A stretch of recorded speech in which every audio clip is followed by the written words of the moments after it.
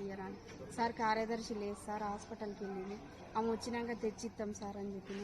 ఆమె పోయినాక కోశాధికారి నిన్న యాదగిరిగుట్టకి వెళ్ళింది, ఆమె లేదు సార్ అని నిన్న మా ఇంటికి వచ్చింది. చెక్ ఇయ్యమ్మ మండల సమ్మకి వాపస్ చెక్ అన్నారు.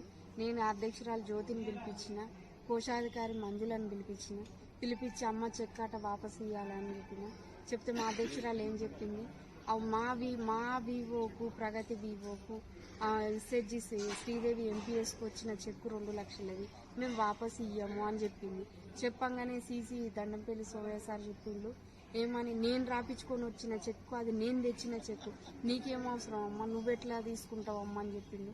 చెప్తే ఆ అధ్యక్షురాలు మాట్లాడింది జ్యోతి, కాదు సార్ నాకు అవసరం ఉంటే నేను తీసుకుంటా, మీకు అవసరం ఉంటే నేను తీసుకోండి సార్, ఇంత బెదిరింపులు చేయకండి సార్, నేను తెచ్చిస్తా పోండి సార్ అని చెప్పడం జరిగింది సార్.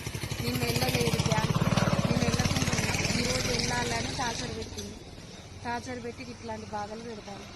1,10,000 రూపాయల చొప్పున సేవారుసులు ఆయన 1,10,000 రూపాయలు ఏ లోన్ తీసుకున్నా, ఒక ప్రగతి బీమా నుండి సిఐఎఫ్ డబ్బులు తీసుకుంటే 2,00,000కు 2,000 రూపాయలు కొత్తగట్టు రేణుక శ్రీ వేణుగోపాల స్వామి సంఘం ఆ సభ్యురాల దగ్గర తీసుకున్నాడు.